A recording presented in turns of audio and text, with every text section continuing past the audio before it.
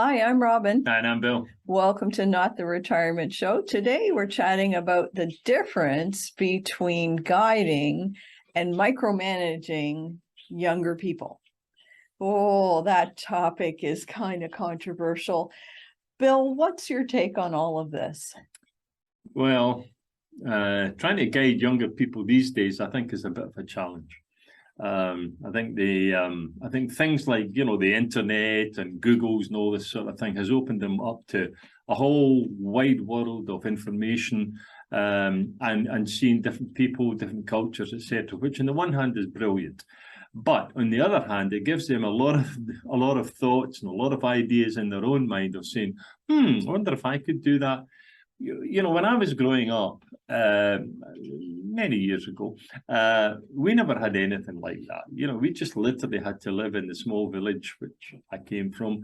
And, your knowledge and your information, etc., was basically through, being at school, which was fine. But I mean, television was there, and we got some information, but television was very sort of short-sighted in many respects. You didn't learn an awful lot from television, although it was there. The problem with television back in those days, of course, was that if you missed the actual show, like a documentary, it was on at, let's say, 8 p.m. at night.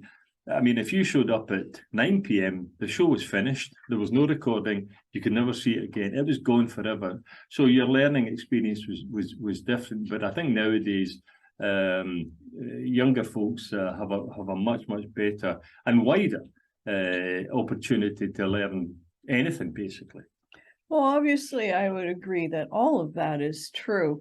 But in my own mind, I remember back when I was in my early 20s. I mean, I really thought I had life figured out. I really thought I knew it all. And obviously, I know now that I don't.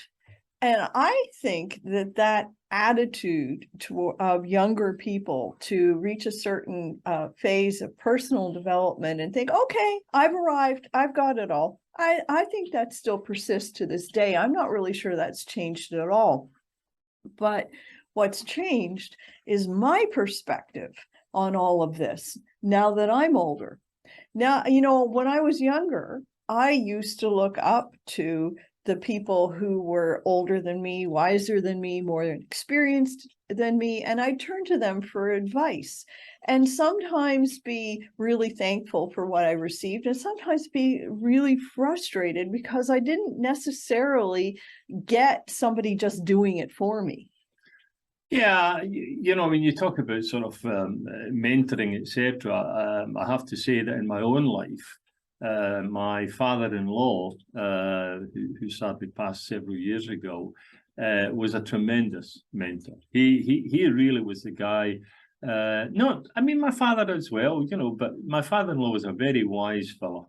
And I can remember on numerous occasions where I, as a young man, would say things like, I'm going to do this, or I want to do this, or I'm going to tell him, or whatever. And, he would rarely sort of say, no, I wouldn't do that.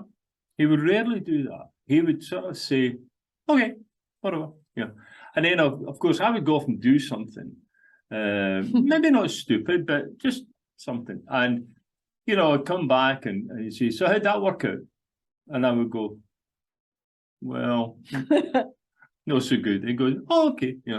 So, as I say, he would never say, do this or do that. He would never do that.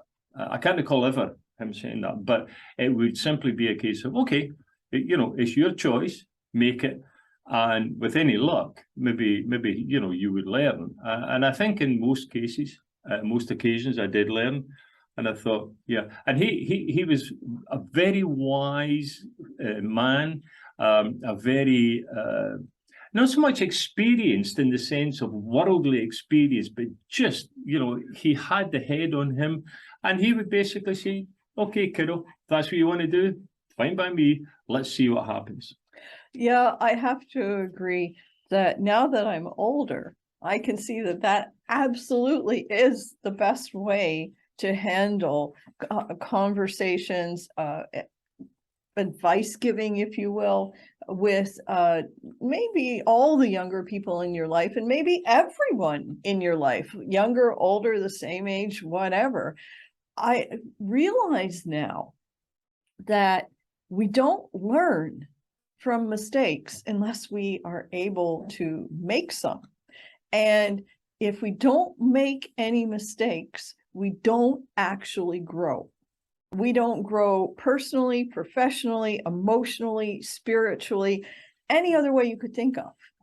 It's a really interesting paradox that this whole world that we're in, really, we don't just learn by doing, but we also learn by making mistakes and experiencing the outcomes of those things. Yeah, well, I don't think you intentionally make mistakes. I think, you know, silly people maybe do that, but most of us don't do that.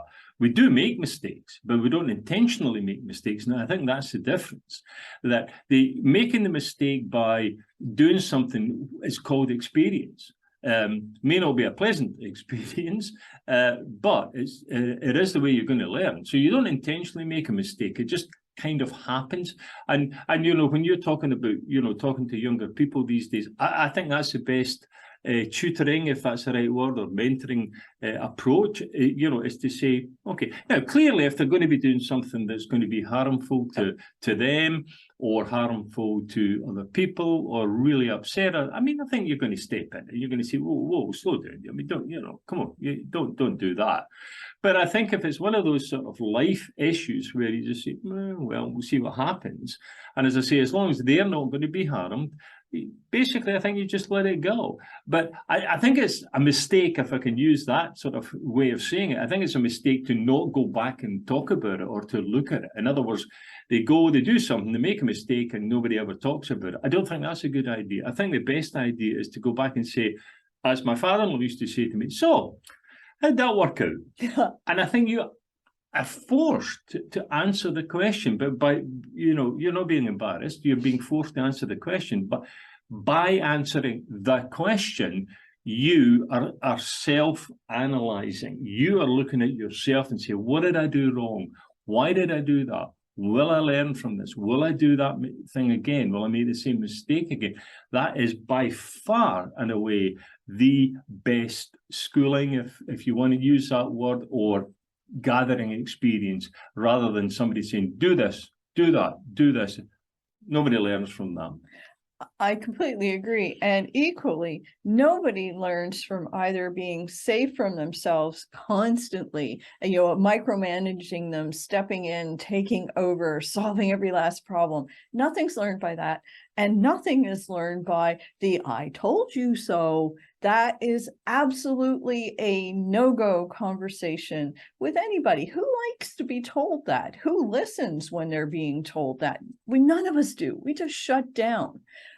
Absolutely much better to just have an open conversation about how did that work out, and would we do it that way again?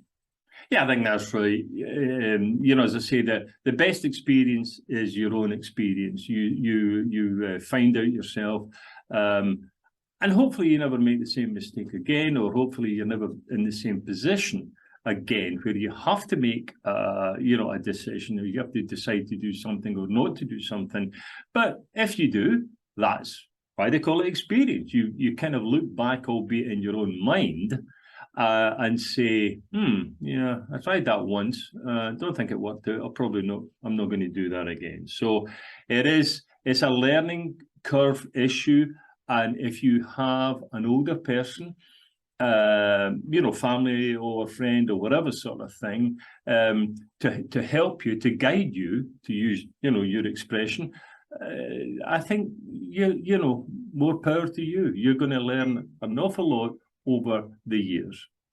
Well, if you're still listening, we must have said something helpful or insightful. So please subscribe to our channel, and we'll chat with you again soon. Take care, everyone. Bye.